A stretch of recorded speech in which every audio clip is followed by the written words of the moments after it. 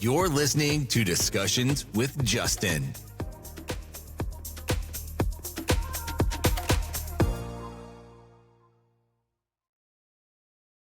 Everyone forgets what they're going to say, and it's like, oh no. Emily, thanks for joining me. Thank you. Yeah, how's the weather where you're at?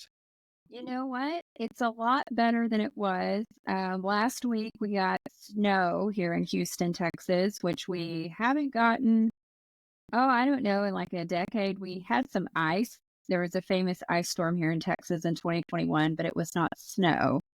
So we got snow for the first time in a very long time. But now, I'd say today, when I went to the grocery store, it was 70 whole degrees outside. Oh, wow. Yeah. I'm So, laughing because we just had a snowstorm here today where I'm at. oh, wow. Oh, yeah, we always get a doozy, but how do people react where you're at when it comes to driving? Because like you said, you don't get snow. Because We up don't. here in Canada, we play this game, whose lane are we in? So what's it like for you guys down there? Well, so y'all have like the salt trucks and the chains to go on the tires and like all that stuff. We don't have any of that, especially in the South. We don't. Texas. I think Houston is the fourth largest city in the nation, but we're the biggest one, and we're the largest city in the South. So Okay. we don't have anything like that to do the roads. We literally have to just sit and wait. Oh, wow. And so and of course, if you Google Houston, your first thing you're going to see is all these overpasses because we like cars here in Texas. And all the overpasses were frozen for days. So people were taking side roads trying to get to work. There, over here by my house, there was a 20-car pileup Oh, wow. because nobody knows how to drive in the ice. We don't know because we don't have ice and snow ever. So when you get it, it's kind of a big deal, right? Oh, it's a huge deal, and apparently the Harris County, which Harris is Houston, the Harris County judge, somebody asked her like, "Well, what are y'all going to do with the roads?" And she basically said, "We have to wait for them to thaw out because we don't have salt machines or sand machines, and we don't have any of that because it doesn't make sense to have it because we'd only need it once every 3 years. Doesn't Okay. make sense." Yeah. You know what the funny thing is? Florida ended up getting snow there I about a saw week that. ago, and yeah, Yeah, we got like snow the same time they it's weird, did. eh? Like global warming. Well, did you Oh, see, did you? yeah, well, did you see there was a TikTok that this guy made and it went viral. And of course, it snowed the day of Trump's inauguration. And he's in his like Florida Gator shirt with his shorts on out by his pool. And, Donald Trump has been in office one day and he's already cured global warming. It's like the snow is like falling and he's basically covered in snow. It went viral. So I'm sure if you want to Google it, you can probably find it. But it was Yeah, I'm everybody was definitely gonna making have global to. warming jokes. Yeah, Yeah, everyone's no, for making those sure. jokes here. I haven't seen it yet, but I'm definitely curious. I gotta go and Oh yeah. see it. And you guys got TikTok back now, I see. Yes, we had TikTok back for I think it was what 75 days or something that Trump is letting us have TikTok until they can figure whatever it is they're figuring out. Which I love TikTok. That's I'm how not a fan of it neither. really you don't like it? No. Do you I like love TikTok? I love TikTok. Here's why though. I'm a busy mom and it's the best way to find crock pot recipes and one pan meals because I I took home ec in school, but I also work 45 hours a week and I, talk about addiction and I go to workout class and I have like this whole life. I don't have time to like baste a turkey all day. So Yeah. I need like 30-minute meals, crock pot meals, things, one pot meals casseroles that I can make and throw together and put in the oven for my kids. And that is the best place to find any sort of recipe. Yeah. I can't say it's not that I don't like TikTok. It's Hmm. just there's a lot of, and I was talking to someone today about this. It's a lot of misleading information. Just Learn how to Yeah. lose 10 pounds in 5 days by doing this one trick. Right. You know what I mean? It's like, if you need someone to view your profile that bad that you're going to make a lie up, get off of it. Oh yeah. You Yeah. know? Oh, I get because it knows what I like. I get the TikTok shop ads for makeup all the time Mhm. because it knows that I like beauty content and cooking. So I obviously must be a middle-aged woman. And so it's like, this is on sale right now in the TikTok shop. Like, I know it is, but I don't want to use my disposable money to buy that. Stop making me feel bad for not buying makeup. I have enough of it. No, but another thing too is like, even to even go live over there, you need like 1,000 followers. Like, that's not. It's easier to get 1,000 followers on Instagram or Facebook. Yes. Well, you can go live on Instagram and not have, I think, like, you don't have to have any followers. You can just Yeah, go live. I know. I don't know why they won't. I mean, I know that it's all about the money thing and everything, but have Oh, different yeah. criterias. Maybe you need 1,000 subscribers so people can send you those gifts and make money. But I think Right. anyone should be able to go live, right? What is it called? They call it the Creative Fund or the Yeah, the Collective. Creator Fund. We actually Yeah. just got one up here. Oh, Yeah. congratulations. Yeah, but I think you need like 10,000 followers to qualify for it. You just got to start tagging all the people, I guess. I don't know how any of that works. I can't figure TikTok out for the life of me. Yeah, Yeah. my cousin sails on the Great Lakes and he uses it and he's doing really well with it. So Oh, yeah, okay. Well, what's and his I'm niche market? It's all about finding a niche market. well, he sails on the lake, so he shows videos of what he does on the Oh, boats when he's away, and well, yeah, of course. Everyone wants to be on a boat. right. I know, but everyone wants to listen to my podcast, so where they all at, right? Obviously. Obviously. Obviously. I know it's like I said, it's one of those things where it's I could take it or leave it. I'm trying to get in the groove of it, but Right. it's it's whatever, right? Right. I actually got more followers on the Spotify than I Oh, got like yeah. 570 now, I think, on Spotify. So I think I only Awesome. got 28 following me on TikTok. Well, this is a shout out. Go follow him on the TikTok, please. What's your handle? What's your handle? Discussions with Justin. Okay, go follow him and then go follow me, Emily C. Bonds, on TikTok and Instagram. Go follow us so we can become famous, okay? That'd be great. There you go. On to the next show. Exactly. All right, let's talk about your journey and your past. I know that we were communicating through Facebook there for a bit. You know, you have a turning point in your life, and I'll let you tell the story. Yeah. Yeah. So for a really long time, Chardonnay controlled my life.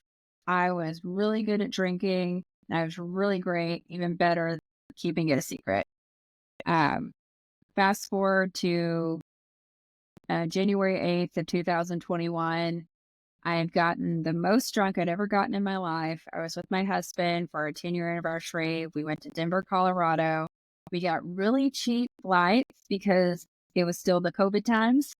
And we also got a really cheap room at this fancy hotel in downtown Denver. We got the penthouse for like $150 a night. Oh, nice. So it was like, oh, look at us. We're so special. And Denver had just opened back up. So they were really wanting to get people in because they needed money. So we go out and we spend basically the whole day drinking.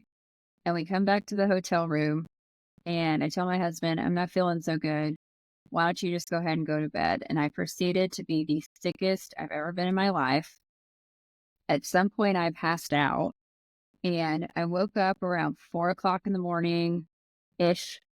And my hair, which I had my hair back because I have these giant headphones on, but my hair was frozen to the bathroom floor because Denver, Colorado, it's not like beautiful Houston. It's cold there. They have real weather there. And my hair was frozen. And so I couldn't get up. I was like, what is going on here? So I had to like basically karate chop my hair to get it unstuck from the tile floor. And I stood up and I looked at myself in the mirror. It's like, what is wrong with me? And I heard this little voice and it said, "Are you done yet?" And I know now that that was God, the Holy Spirit. And I said, "Yes, I'm done. And if you'll help me quit this habit, I'm going to help other people." And that has started this whole journey of me being on podcasts, giving speeches. I do beauty pageants, which I know we'll get into eventually. But it started this whole journey that I've been on. Let's see, I'm a little bit 4 years into my sobriety. Best thing I've ever done. And I'm really grateful to be alive, honestly. Absolutely. Now, when you say you were good at hiding it, like, were you functional? Like, could you do Oh, your yeah. daily routine with it? And So I guess let's rewind to like my college years, which were the fun years. I had a lot of imposter syndrome and anxiety about being in college. I'm from if you think of Texas and people with cows and chickens and cowboy hats, that's where I grew up in deep rural Texas. I grew up on a I guess you'd call it a ranch, but whenever I tell people I grew up on a ranch, they're like, "Oh, like Yellowstone?" Yellowstone, No, that's what I no, was no, just not saying. not like Yellowstone. Those are the fancy people. But I grew up on about 150 acres, and our house was right in the middle, and we were surrounded by cows. No neighbors, just cows. And so when I went off to Baylor University, which is a very prestigious college in Waco, Texas, I did not think I belonged there. Okay, And gotcha. and I eventually ended up transferring because I had some things happen there, some interesting things. But when I was in school, I used to get a lot of anxiety while doing my homework. And somebody told me, "Well, if you're anxious, you should just drink wine." Okay. So in order to finish a term paper, to study for a pop quiz, even to do anything, finish a project, I would just drink a bottle of wine and magically get 100, magically get a perfect score. Mm. And So that's where it started. yeah. I used it as a study aid. Mhm. And then as I got old and got married right out of college to my wonderful, beautiful husband, we've been married now for 13-ish years. It might be 14. I'm bad at math. It'll be 14 in March. But we got married. We had our first grown up checks. We had $300 in our bank account, and we thought we were rich. Yeah. This was 2011. We thought we were rich. You were living So the dream, though, right? we were living the dream. We both had dual income, no kids. We were just, we would spend all of our weekend buying each other drinks, buying our friends we had these friends from church. We would buy each other drinks and we'd go back to their house because they had a cool house and we'd party. And we just continued to do that. And I didn't realize at the time, but I was definitely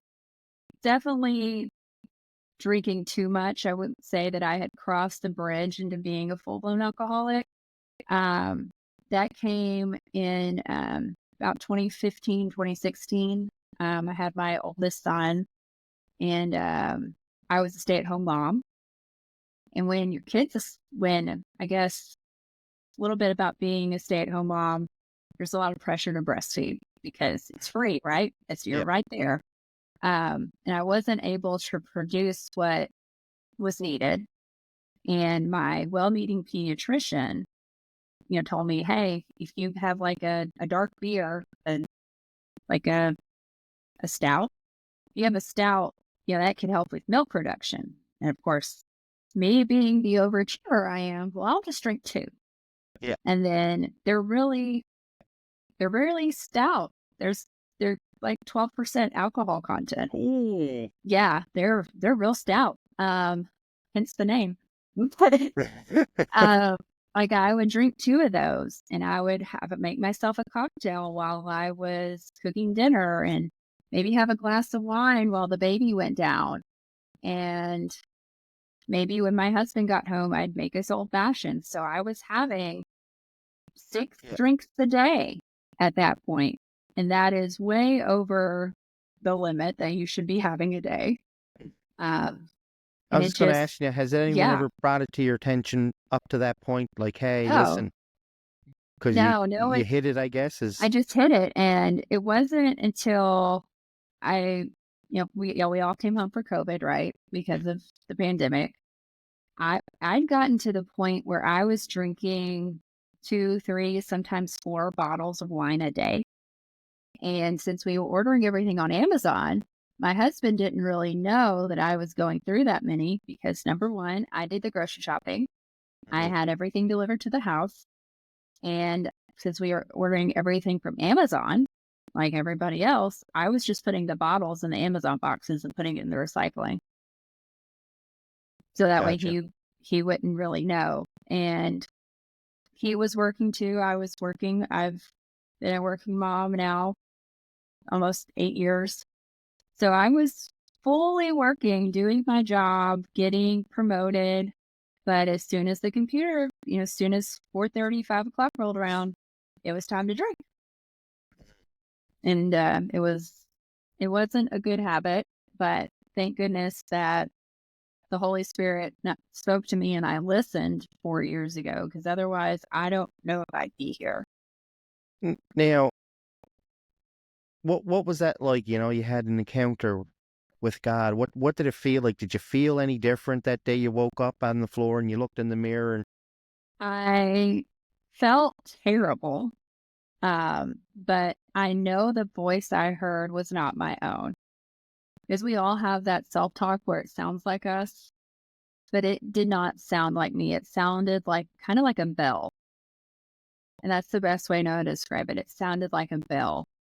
So I knew it wasn't coming from me, if that makes any sense at all.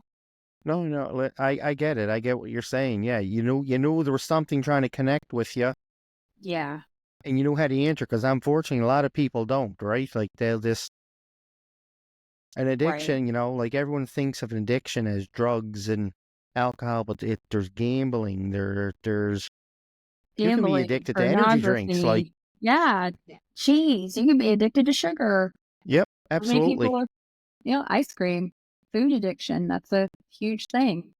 Yeah, like, and it's a lot more common than what Oh, yeah. people think because a lot of people don't want to tell about their story. Like, I'm a Right. recovery from alcoholic, but they don't want the public to know, but the public knows. You know what I mean? Like they know, and I'm Yeah. glad people are You, coming out and telling their story and making awareness and educating. Well, how can I do it? I mean, I find that in I find that sharing my story is the best form of therapy that there is, because I know what I say. I know you and I are going to talk, and it's probably going to change your perspective of what someone with alcohol addiction looks like. And I know that your listeners, they're going to learn. And, you're going to go and tell somebody, I'm going to go and tell, like, yeah, I shared my story and I really realized this about myself. So I don't, but we also live in a society where if you admit that you're not perfect, that there's something wrong with you. And that's a big part of my message, is encouraging women to put the wine glass down. You don't need that to live your best life. You don't need the white claw. Just put it down and just be your true, authentic self, because that is beautiful. Being your true self is beautiful. Now, I don't drink, like, and if I do it maybe once a year, Hmm. and like 2 beer, I'm drunk. Like Yeah. I'm a lightweight, Well, so if you think, I don't know how it works in Canada, but here in the United States, if you go into the grocery store and you want to buy a bottle of wine, all you see is the pretty label with like horses on it or something. mhm. And that's it. There's no ingredients listed. Oh well. And if you think about it, when you're at the grocery store, Mm. your cereal that you buy, your Kellogg's, Fruity Pebbles, whatever, it has all the ingredients, all the dyes, everything listed. But there's nothing listed on that bottle of wine, or, your Michelob Ultra. You don't really know what's in there. So I Up think that's up here a we don't huge, have we don't sell liquor in the mall in the grocery store, but we have we it don't, attached to the grocery store. Like right. We makes them don't. So in Texas, you can't buy liquor in the grocery store, but magically down like you have the shopping center, and then like 3 stores down, there's Twin Liquors, and you can buy all the liquor you want. Oh, wow. That's just in Texas. I don't think that, like, I know up north that you can buy whatever you want all the time at Walmart.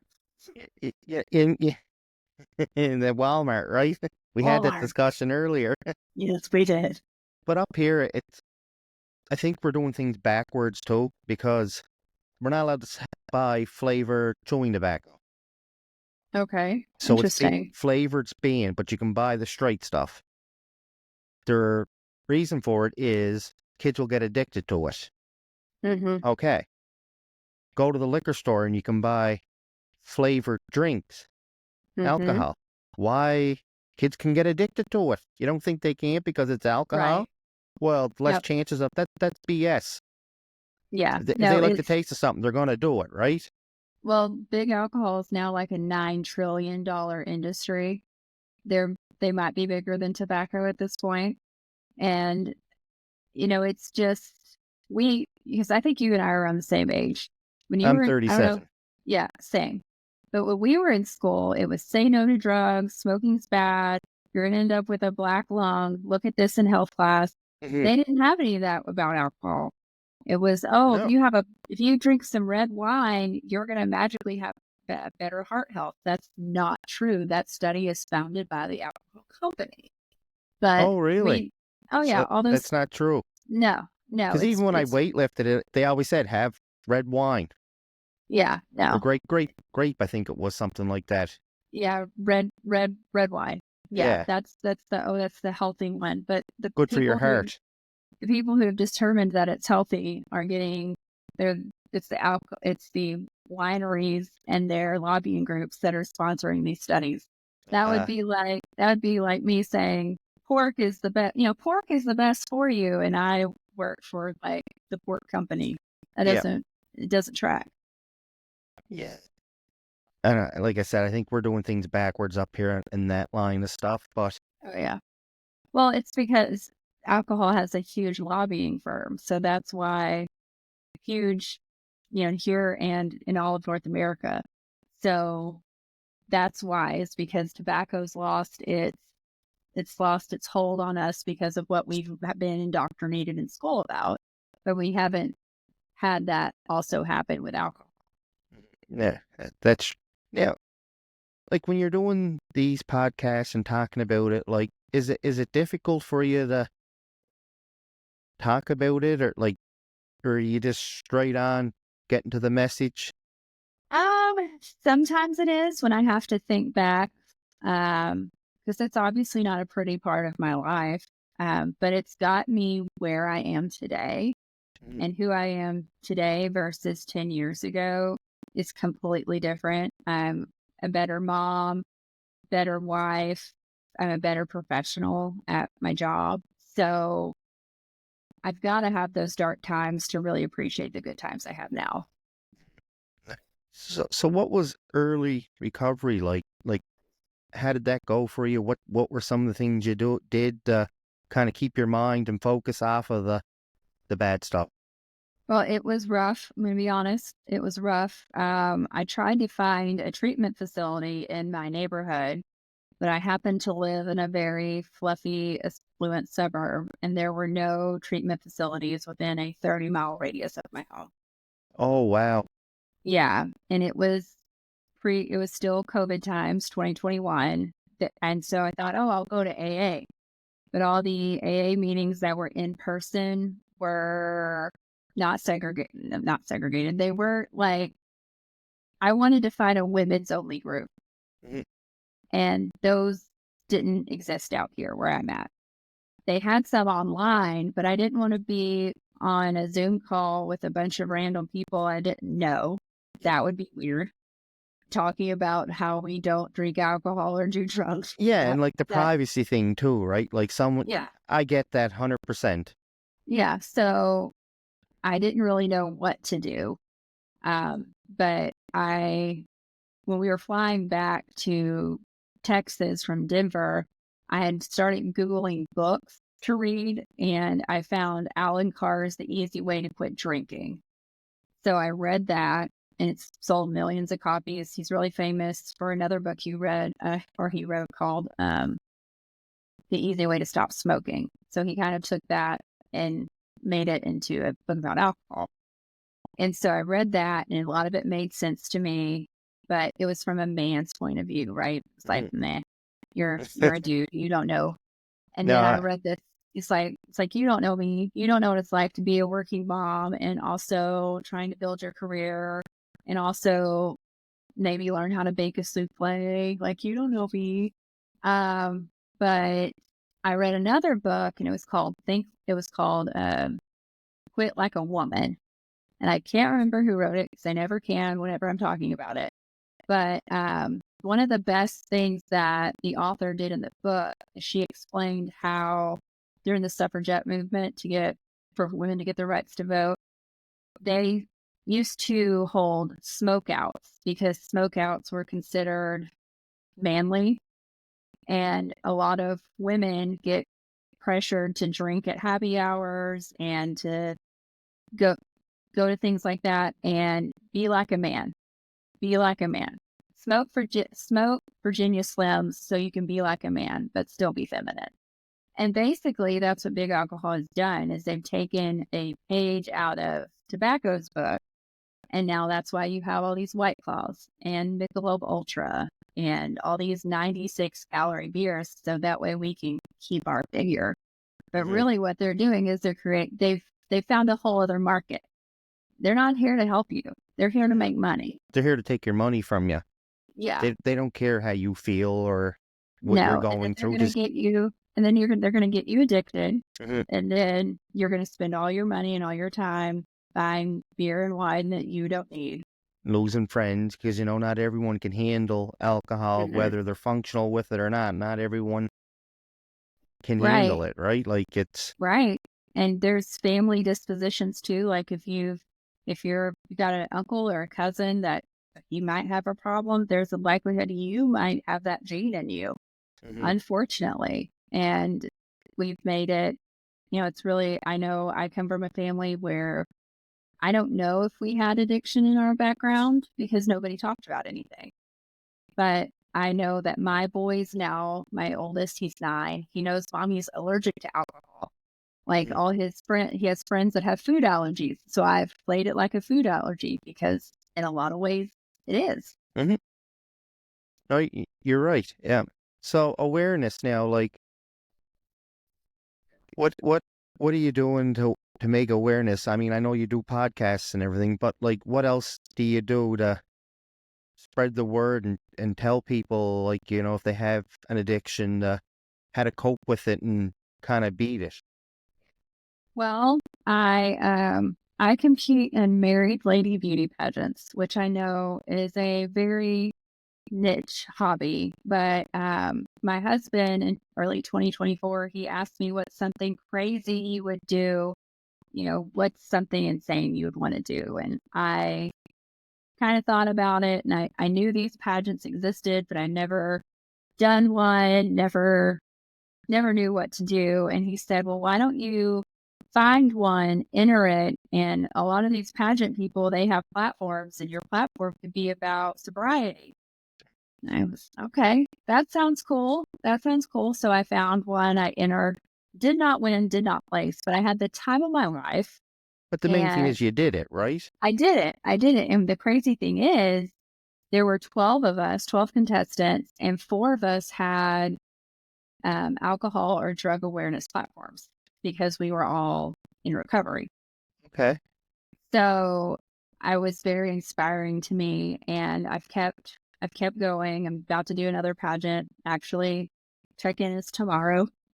Oh, and here you're doing a And podcast tonight. here I am. Here I am tonight. But the big thing that came out of that pageant is one of the judges told me, "Hey, it's great that you've survived, but what are you going to do about it now?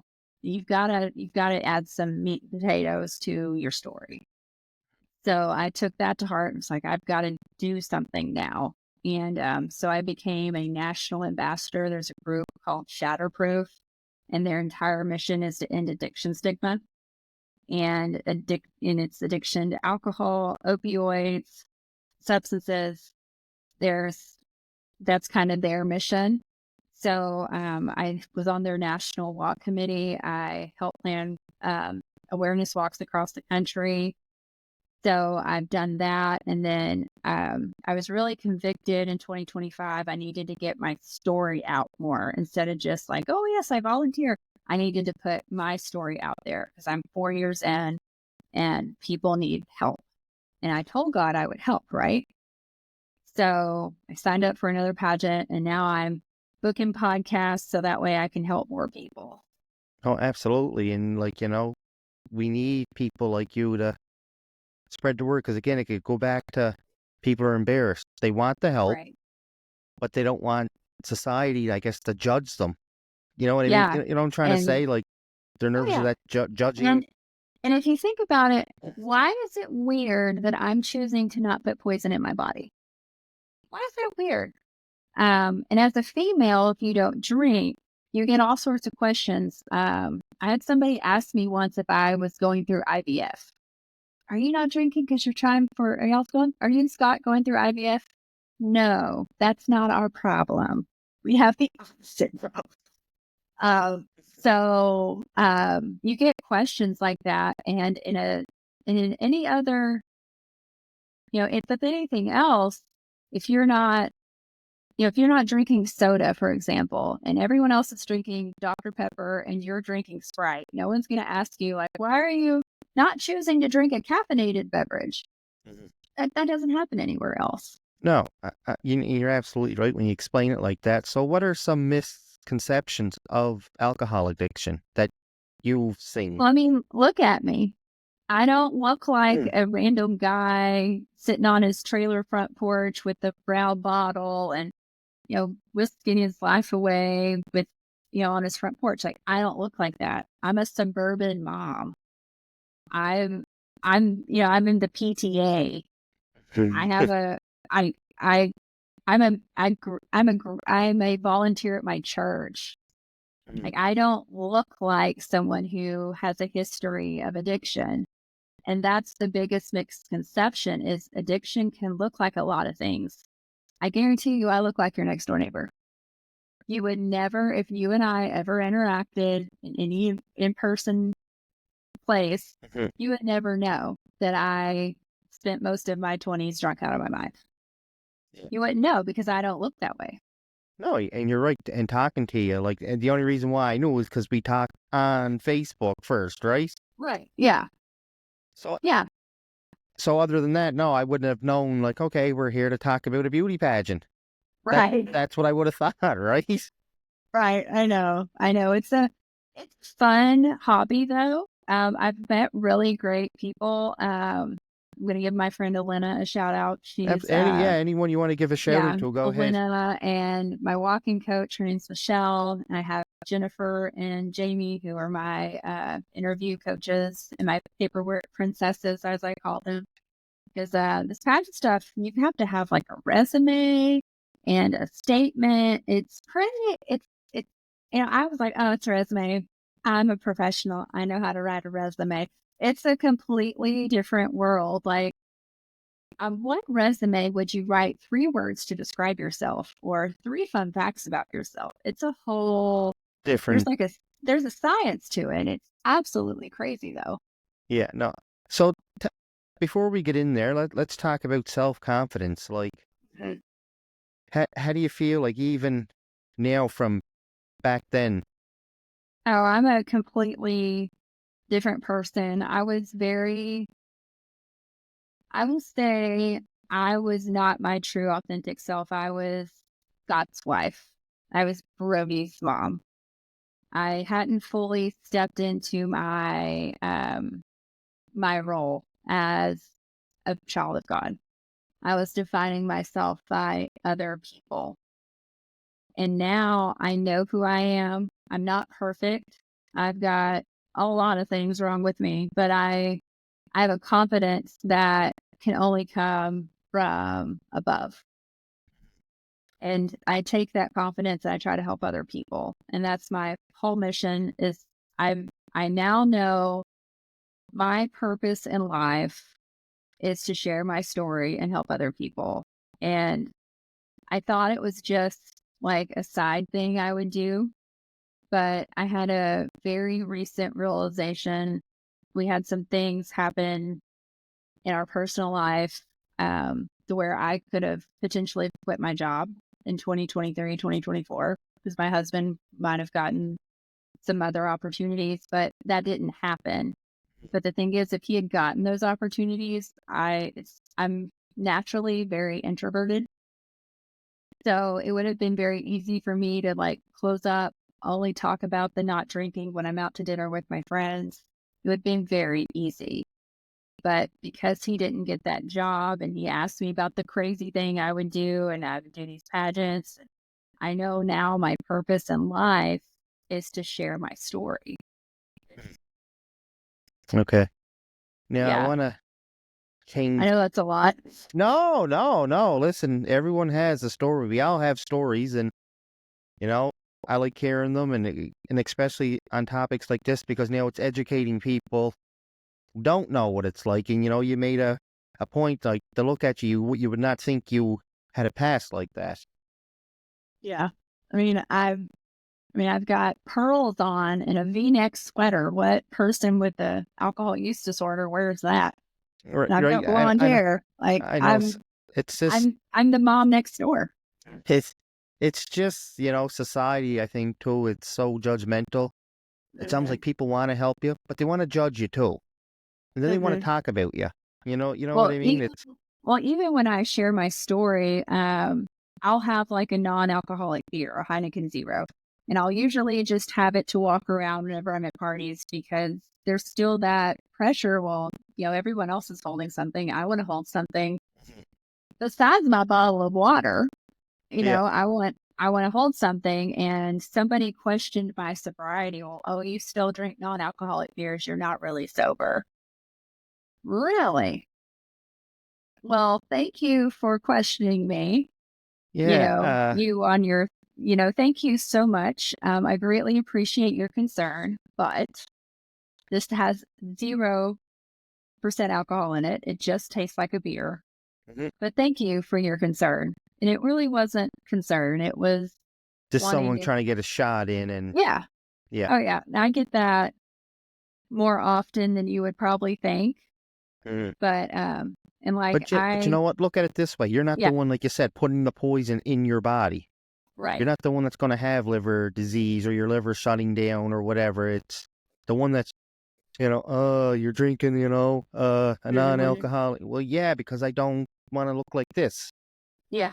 you know? Oh, it's funny you mentioned, looks. When I was at my heaviest, I was probably about 225, and now I don't weigh that. I'm a cool 150, 145 sometimes. So it's amazing when you're not drinking calories and eating excess calories because your ambitions are lowered, Hmm. how much better you look and feel. And I go to the gym 6 days a week, and I can actually tell that I go 6 days a week. Hmm. Imagine that. Right? I know. It's amazing, isn't it? Yeah. Yeah. And those girls, they are the most supportive of my sobriety journey. We'll go out as a group. And there was something that happened this summer where, and I don't know how this works in Canada, but if you get a beer, they usually pour it in front of you and they bring it to you. Or they pour it in front of you, they'll leave the glass and they'll leave the can on the table. But we went to this place and I had ordered a non-alcoholic beer and they poured it away from the table. And I was freaking out and I was like, I don't know if this is the right thing. And I was telling my friend, I'm like, what do I do? And 5 of them got up from the table, went to the bar and demanded that they bring the can to the table and pour it in front of me because I was in recovery and they weren't going to see me have any sort of backslide. Hmm. So those girls, they've got my back. Yeah. So did the waiter actually do it? Yeah, they did it. And it was And then non-alcoholic? so they got the non-alcoholic beer and they poured a fresh one.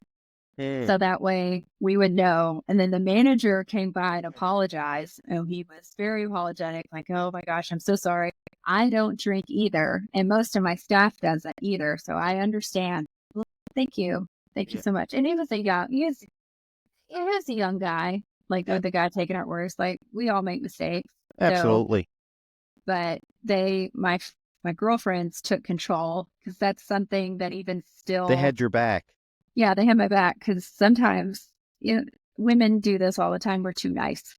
And I was just like, well, I'm just not going to drink it. Nope. They got up. They went to the bar. Yeah. So it was pretty awesome. Yeah. No, that would be for sure. So let's talk about your beauty pageants. How many have you been in? So I've been in two. I did one this past I did one in March of last year. Learned a lot. That's where I got the inspiration, or one of the judges told me, hey, if you're going to keep doing this, you've got to have a little bit more substance to what you're doing.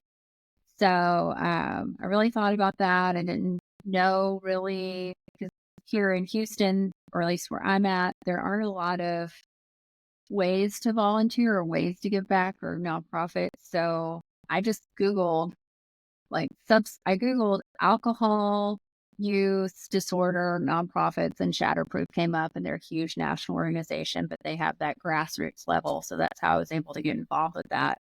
But that helped me with the next pageant because it was also, they call it a platform. It's basically volunteer work. They call it a platform. So I was able to talk about that in that pageant and did a little bit better. And this time, this pageant also champions a platform. So hopefully I come back Sunday night with a beautiful crown on my head, because You'll have to send me a message to let me Oh, I know. will. I Yeah. will. Hopefully it's a big shiny crown, and it'll be fun. It'll be Yeah. awesome.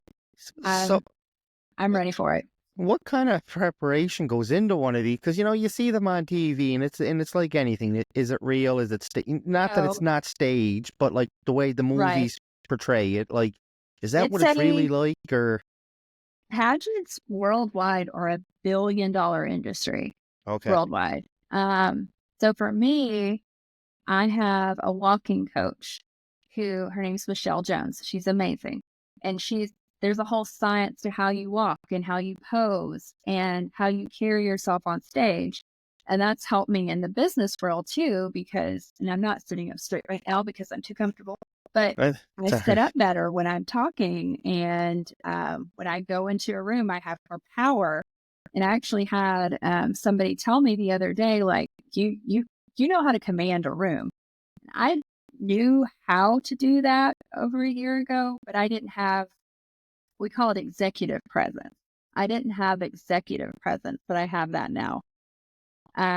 So that's one way I prepare. I have two women that help me with my paperwork and my interview. Their names are Jennifer Daly and Jamie Hatfield, and they help me with getting my paperwork together, making sure I know how to answer questions.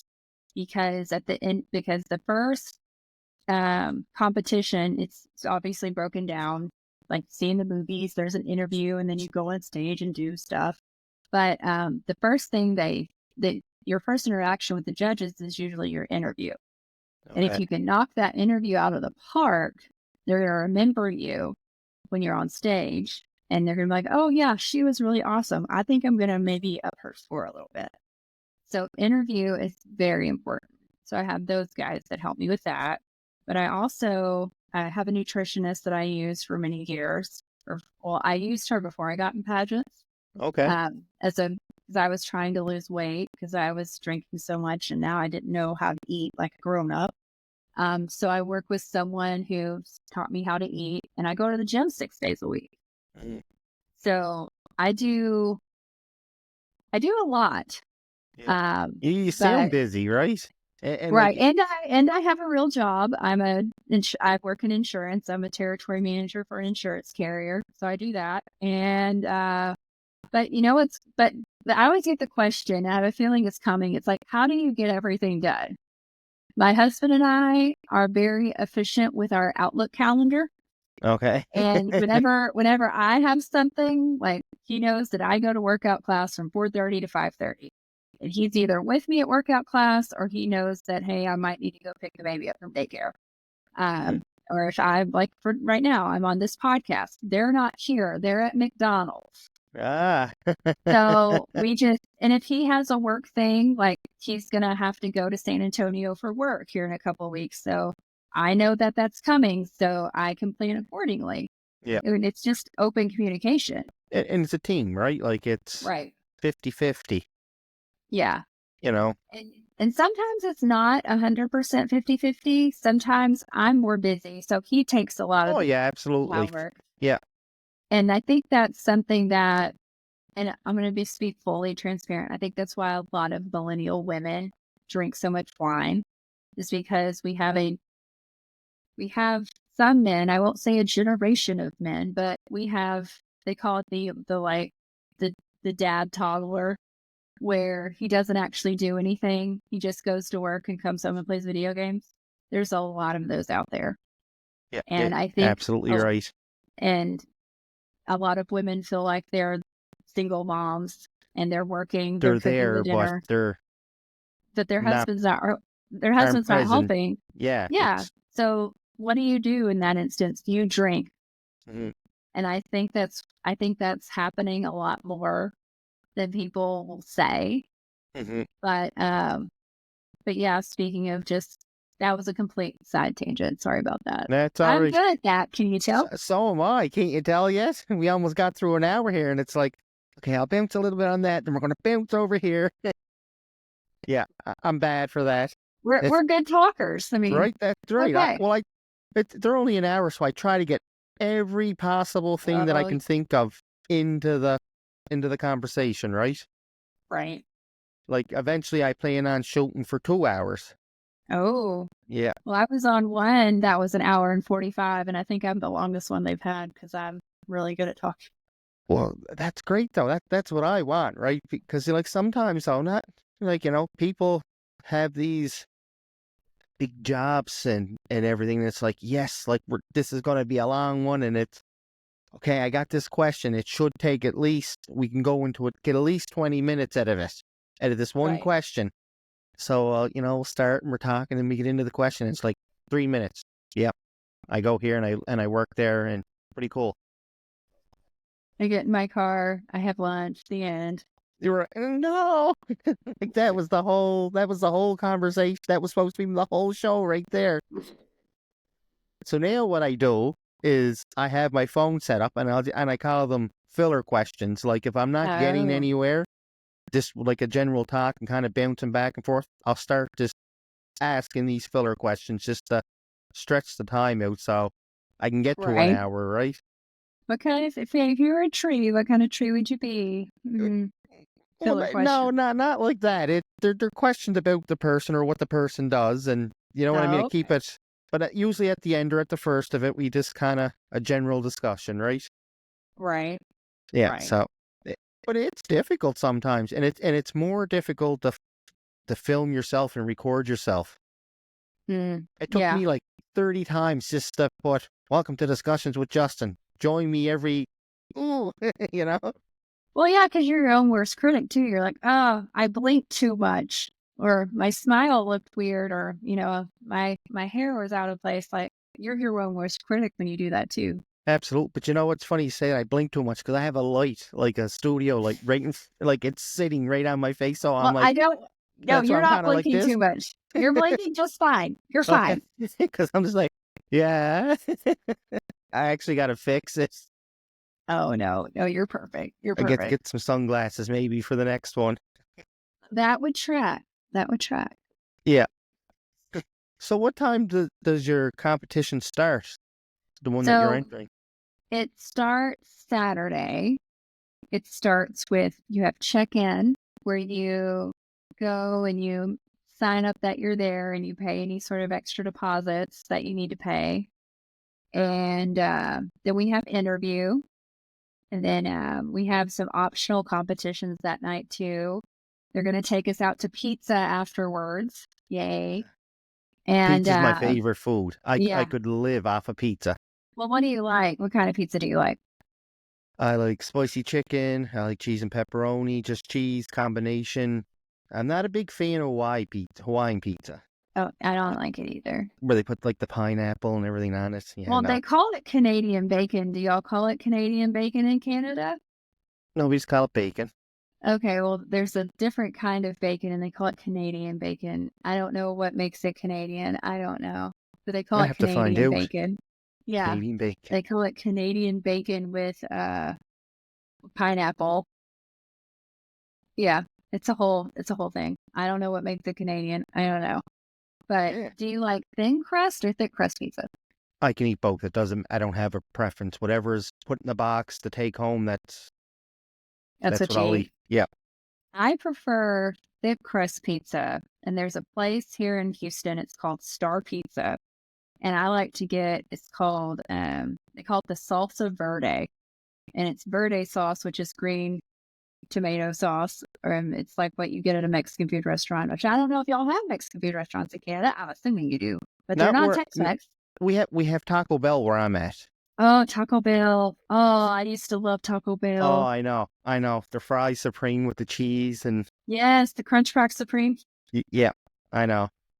You're right. But this pizza, it's thick crust and it has verde sauce on it and it has roasted garlic and and cheese, like so much cheese.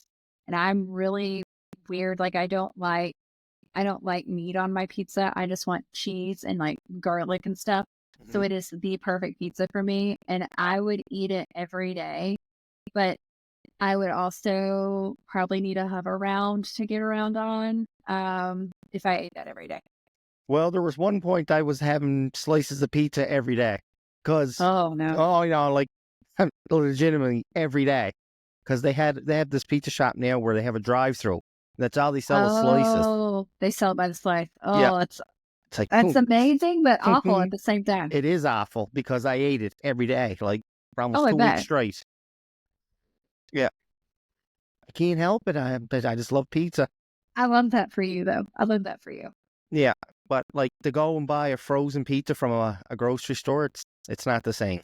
No, because like I don't know what it is, but it's just better, and you don't have to bake it if you if you just go through the drive-through. You can just It's right. say, "Hey, It's what's like, up?" here you go. Give me 2 slices. Then it's like, give me 3 slices. And then it's like, give me 4 Right. slices. It's like, It's like, wait, can I hold just? up. Hold It's up like, how here. much is a whole pizza? Like, You're right. Yeah, I know. But the well, slice is only like $5 when it comes with a drink of your choice. oh, I would do that too. Yeah, That right. I sounds know. like there's a place in the mall, in the But I was malls basically like ordering a that. whole pizza through slices, and it's like, I'm eating a whole pizza. Yeah, Yeah, I that had you to might cut have to that get out. you might have to get some new pants if you keep Yeah. up with Oh that. yeah. Oh yeah. Absolutely. Like it's like getting tighter on me. Going to Yeah. the gym, that's what it is. No, Justin, you're eating a pizza almost every other day. Yeah. Mhm. Yeah, that's me, right? But yeah, back to your story. You're going out for pizza. Yeah, we're going out for pizza and then then everything starts off again the next day where we're going to be modeling on stage and doing our evening gown and they call it open fashion. I have a cape. I have a dress with a cape. Oh, it's so fun. That I get to wear. And then we'll have crowning and whoever, spoke the best and walked the best, that's who's going to win. So how long of a day are one of these things? Like, is this like a full day of steady It's a go, go, full go? day. Tomorrow or not tomorrow, Saturday, I have hair and makeup at 5:45 in the morning. Ooh, I know, for me too. I'm not ooh. happy about it either. But yeah, I've got hair and makeup, and then we have check-in at 9, and then we have a big gap. Because the interview for my division doesn't start till about 1:30. So I'm probably gonna go back to my hotel and take a nap Absolutely. and then like go back and get touch-ups and then go to interview. But it's a lot of hurry up and wait. Mhm. Hurry up, which is all of life, right? Like get it done, wait now. Oh, you Yeah. gotta get this done. It's just basically just life, but condensed into a weekend. Yeah, for me, when I used to do competitions, I used to hate the traveling to get to the hotel. As soon as I got there, splitting headache the whole day, the whole night, and then my competition was the next morning. Oh, wow. Yeah, and No. it was I didn't like that. So do you have far to travel to get to? This time, no. I'm traveling about an hour and a half. There's but sometimes, for example, the first pageant I did, it was in Dallas, which is about a 5-hour drive from Houston. So that was not fun. But there's another pageant I've thought about doing, but I don't want to fly or drive that far. Mhm. Because it would be 8 hours in the car, or with the way flights work, it would be almost like a $2,000 flight, and I don't really want to spend that. Yeah, no. So, but in Texas, because Texas is the home of all beauty queens, we have so many pageants here, state pageants, and a lot of the national competitions are in Texas because there's such a huge demand. Okay. And what's funny is people ask me, like, well, are pageants, are they relevant? And as long as you have contestants, they are relevant. So, like Miss, like we have record numbers of girls signing up for pageants out across all systems because pageants are relative. As long as you have contestants, they are relative. Now, traveling, is that something that you might want to do in the future? Like just to get a little bit more exposure, I guess? There's a pageant that I've thought about doing, but I have little kids Mhm. too. And also, do I want to take a week off work? There's one I'd really love to do if I ever got the opportunity, but it would be 11 days, and 11 days of a hotel room, Yeah. of outfit, of things of that nature. Do I want to spend like 20 grand? I don't know. Not right now. Now, I've do they have sponsors with beauty? Like, There are some people do have sponsors. I'm working on getting sponsors, but that I've been trying to get my social media up more, so I can maybe gain some sponsors. But I have a friend, Elaine Mingus. She has a ton of sponsors, and I don't know how she does it, but she's got her gym membership sponsored. She's got her hair and make. She learned how to do her own hair and makeup. She's got all sorts of sponsors. So trying to just copy her sometimes. Like I can get them too, um I also, in some of the pageants you can sell ad pages to help make money, to get money that way. But right now my main sponsor is myself. oh no, like the gym thing too. Like when I was competing, that was one of my main, because that's what I did. But I'd advertise for them all over my Mhm. social media. The social media wasn't really a thing then; it was just starting to become a thing. But Mm. that's what I did, and wore their shirt around before I competed, and Aren't you glad that social media wasn't around when we, like, the way it is today when we were kids coming up? not when I was a kid. No, now when I was a competitive powerlifter, I wish it was like this today, Uh-huh. because the exposure would have been so much better for me For you, yeah. that way, because it sucked, and it was Yeah. hard to get noticed, right? Right, because it's powerlifting. It's like it's something you would, but now gym culture is big on Instagram. Mhm. It's huge. Instagram, TikTok, Facebook, everywhere. Like it's huge. And back then it wasn't, we still had digital Yeah, cameras, and digital not the phone. cameras. Yeah. So I Yeah. take one of them. I still got my videos and that on my old computer, but like, I wish it was like this now when I was, well, my career didn't really start taking off till I was 20. So around 20 and on, I wish it was like this. Yeah. But prior to that, no. A part of me is really, I'm glad that my early drinking days aren't documented online. And that's Uh, another thing too, man. It's hateful sometimes. Like, you're out at a bar drinking and someone's got a phone, like, put your phone away. yeah, put your phone down. Nobody needs evidence of everyone Don't being be an sloppy idiot. drunk. And I'm gonna Don't say be that. that guy. Yeah, don't be an idiot. Like, there's no Don't be other that way of guy. putting it. It's Yeah. it happens so much up here. Like, why would you do that to somebody? Or why are you gonna, like, take a drunk like, that's not a good angle, like, just put your phone down Yeah, because like And everybody's puffy too. Like when you drink, everyone gets puffy. Mhm. Everyone kind of looks like this. You Like, know, taking the picture. or It's my favorite, it's when I call it the glass eye. When certain girls have too much too much wine, their eyes get kind of glazy. yeah, I know And what it's you're like talking about. you don't need to document this, friend. Like just put No, your phone away.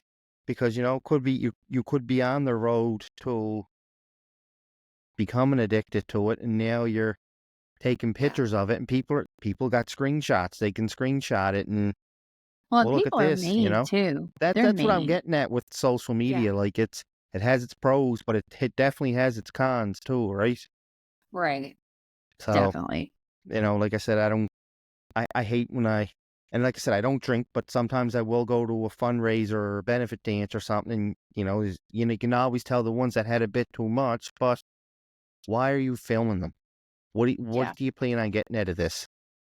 100 likes Bullies. from random people? Like, come on. Yeah.